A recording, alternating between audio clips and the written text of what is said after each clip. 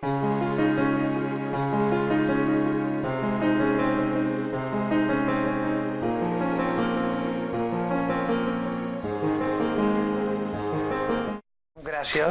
Antoni i l'Ateneu, per rebre'm.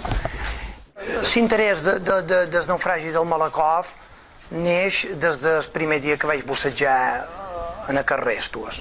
El que és el barco t'has de posar ben a serena per veure els restos que hi queden. Veus que era un barco, però si vas de part damunt veus molt de ferros excavats i està dins un llit d'arena on s'hi ha creat molta vida, molt de peix petitó que s'hi va reproduir, el peix gros també, moltes cànteres, el temps de la reproducció de les cànteres, allò és un espectacle. Jo des que vaig bussejar, entre que m'agrada remenar papers vells per arxius i coses d'aquestes, hi ha 3 factors que van fer que es pogués dur a terme aquest llibre. Primera, que bussegés, evidentment. Segona, que m'agradés anar darrere la història. I tercera, que conegués en Miquel Àngel Mir, que venia a procedir d'una família d'una llarga trajectòria de consolat francès, i a casa seva, les dependències de casa seva, tenia tot carpetes de documents de molt de naufragis. Ell m'havia deixat, diu, copia el que vulguis dels naufragis que vulguis. I al pas dels anys, jo ho tenia a casa nostra, així com tenia del Malakoff en tenia d'altres, jo hi bussejava i dic, tinc que saber què ha passat. I va ser quan vaig començar a compondre documents i, bueno, clar, no hi havia una intenció de publicar, hi havia una intenció de conèixer què havia passat allà. Un tema que m'apassiona i, bueno, jo vaig anar component a poc a poc. Els barcos mercants, com es diu en el llibre, mai han estirat tant com els barcos de passatgers. És curiós a vegades les coses, una porta te n'obre una altra.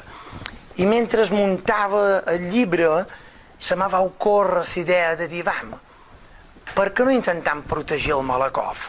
Per què no intentam fer un projecte que englobi la protecció d'aquest barco, el Malakoff, que englobi la protecció dels altres que estan enfonsats, inclús una tercera part d'aquest projecte sigui enfonsar nous barcos per crear com un parc temàtic, per estirar el turisme, per desestacionalitzar, que tant se ratlla del turisme de desestacionalitzar. S'han posat d'acord tots els polítics i sembla que ho tenen damunt la taula. Ja tenim, per exemple, el general Sanxí va tenir molt més renom, també va morir més gent, evidentment, però el Malakoff passaria desapercebut si no s'hagués fet. Simplement els bussejadors el coneixeríem, però per resto. Clar, vam analitzar cada cosa que hi ha, cada naufragi, restos. Clar, tots toquen de el que es diu busseig tècnic, quasi. A partir de 25-30 metres, no hi ha una cota, a partir de 40 ja te limiten una mica les titulacions, te diuen que ja no hi volen entrar dins aquest busseig, has de passar a busseig tècnic. Clar, i quasi tots estan llevat de Ocean Diver, que toca estar 27 o 28. Ja m'ho anem a 40, 45, 50, 60 metres, 97, el George K. Hi ha la Maurissier, que està a 130, 140, que és un transatlàntic, però clar, està molt endins, està dividit en 2 trossos. En Guido Pfeiffer toca un robot, i ha davallat amb els robots, ha fet un reportatge. Aquí a la banda de Mo hi ha el Santa Clara. Ara s'ha descobert un pot l'atenció damunt el tema de busseig a Menorca per desestacionalitzar això. Coneixia uns inglesos que tenien a Lago Calambosc un centre de busseig que es deia Crystal Sea. Aquesta gent es tiraven ells mateixos els turistes inglesos, els duen directament d'Inglaterra, i tots s'han feien feina. El turista anglès, alemany, tot aquest turista viatja molt i les temperatures que tenen a casa seva de les aigües són molt més fredes i el temps és molt més dolent. El pitjor dia d'aquí és el millor dia d'allà. I tenia raó. Nosaltres vam contactar amb moltes entitats culturals, cofradí de pescadors, mos pensaven que allà mos posarien peros i ho van trobar una idea fabulosa i teníem. El Malakoff va sortir d'Alger el vespre de dia 1 de gener del 1929. Damunt les 10:15 del matí s'amollen amarres i pren rumbo cap a Marsella, que era el port de destí, allà on tenia la base. Anava molt carregat de ferro. Quan ell va veure els llums del far de Silla de l'Aire, es va centrar, perquè a l'època no hi havia més que les cartes de navegació i treure rumbos. Veu els llums del faro de Silla de l'Aire, agafa la posició i se centra i diu: passaré a 10 milles del far del Cap del Truig. Traça rumbo i es posen a navegar. En el moment que havia de començar a descobrir les llums del far del Cap del Truig, es va tapar. Els llums no els van veure i en la demora que li va provocar les corrents es van investir el sillot del governador. Un quants van poder desembarcar les dues barcasses que duen a bordo. La popa d'un velero de flete, el capità, a bordo hi anaven 35 tripulants i la dona del capità i del primer maquinista. Van veure com a solució que el velero seria la millor salvació, però no van ser temps acabar de desfer-lo quan el barco va naufragar. Ell va veure que el capità i una part de la tripulació anaven cap a aquest velero quan el barco va naufragar. Després tot és un caos. Cada un intenta salvar-se així com pot. Uns quants pugen dins la barcassa, una barcassa queda girada a l'enrevés, el velero a un moment donat diu que el van veure passar sense ningú a bordo. Cada una estona van veure que hi havia pujat gent, que n'hi havia 3 a bordo, 3 o 4. Bé, tot allò és un caos. Els 6 supervivents que aquell vespre van arribar a la costa se van dirigir cap al faro del Truig. Què va passar? Que el faro sí que funcionava, perquè després 3 nàufrags més que al cap de 6 dies es van salvar, es va recuperar el Ville de París, un barco francès que feia la ruta d'Alger a Marsella. Va recuperar 3 nàufrags que quasi no hi ha explicació com 6 dies van poder sobreviure sense aigua, gelats de fred. Eren 4 que es van trobar a bord, però un es va morir i va anar a la mar. Ja no tenien força, ja estaven exhaustos. Hagués durat un dia més segurament no hagueren sobreviscut. I que sentien veus, però clar, no veien res. El vespre es tapava i se destapava.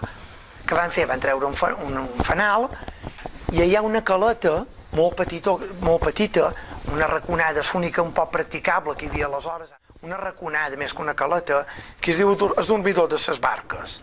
I allà els fareros hi tenien una barqueta per anar a pescar, perquè els fareros mateixos estaven aïllats en el faro. El farero que explica que quasi va perdre la vida per anar a recuperar l'embarcació, arriben aquests 6 supervivents, els hi donen les atencions oportunes, en sol demà matí primera hora un farero se'n va al lloc, demana a l'amo que el davalli a poble, van avisar el cònsol, el delegat del govern, van arreplegar medicines, vestiment, tot el necessari, pugen,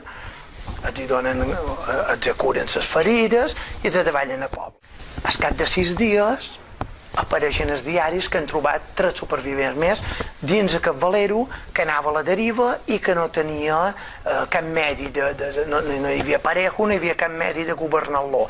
Aquests 3 supervivents declaren que els temps els havien pas cap a la península, després els havia tornat dur cap a Menorca, i en el moment que es troben en el pas de Silla de l'Aire, que és més o menys el rumbo que duen els barcos que feien Alger a Marsella, el Ville de París els va recuperar.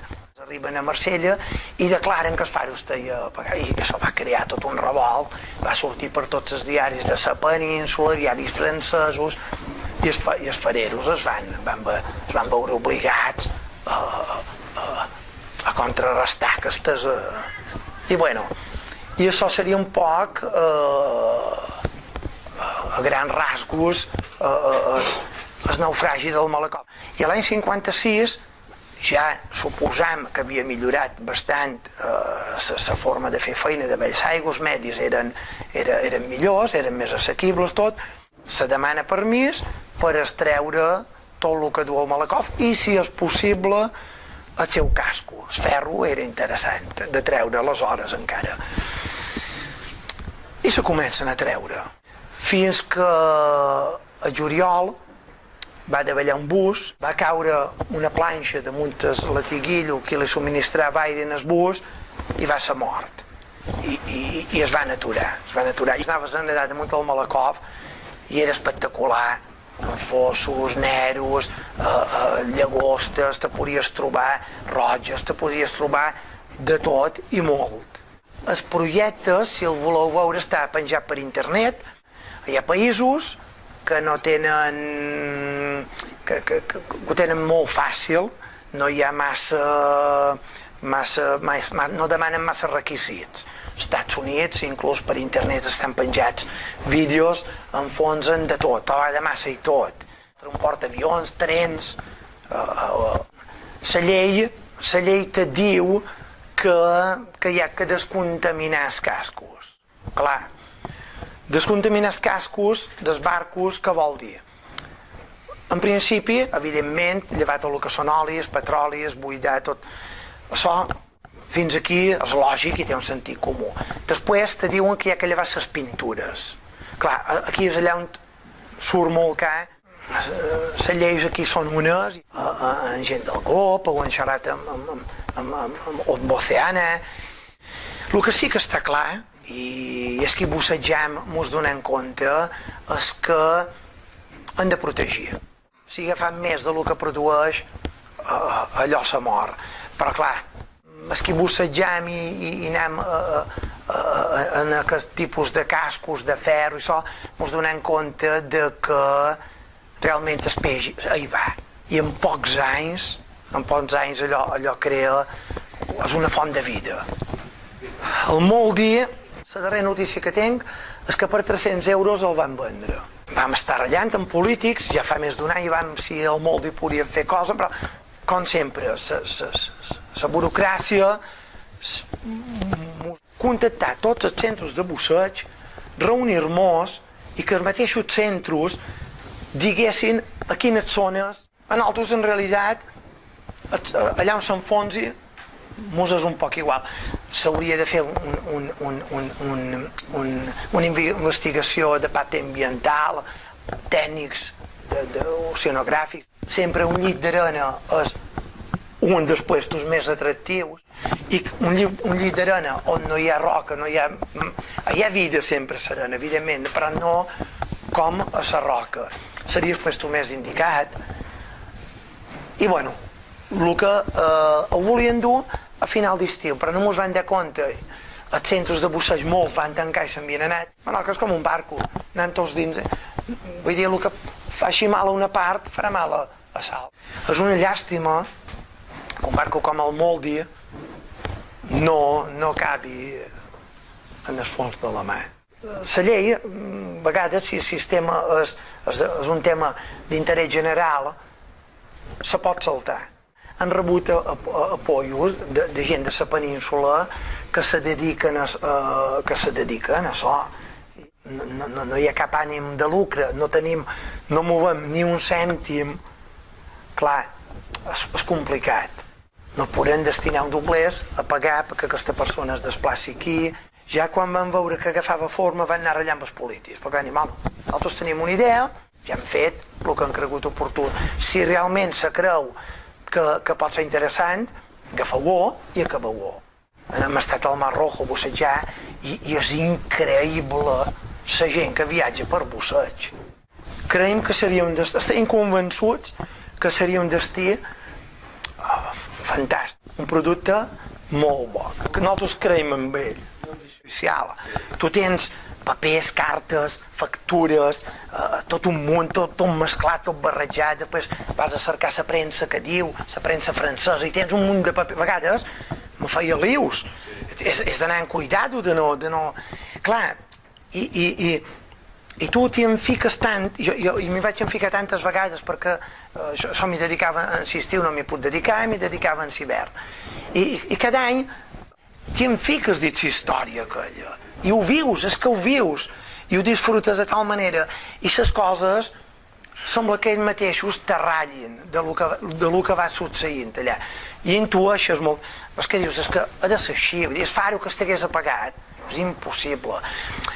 És tremendo pensar que un vespre així, no tant de vent, no feia tant de vent, per l'aigua era més freda, pensar d'anar tranquil·lament dins un barco i de cop aparèixer dins l'aigua. Va comptar que era la tercera vegada que naufragava. I quan es va trobar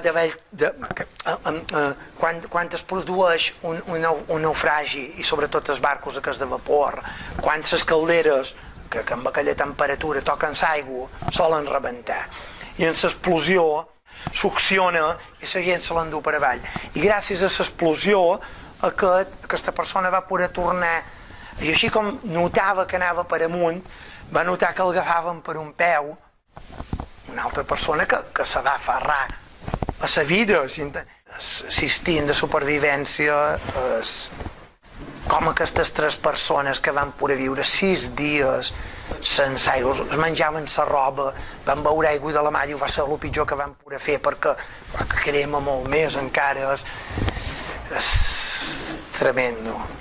Quasi totes les llibreries hi ha un exemplar del Malacó. Bueno, gràcies a vostès per haver vingut i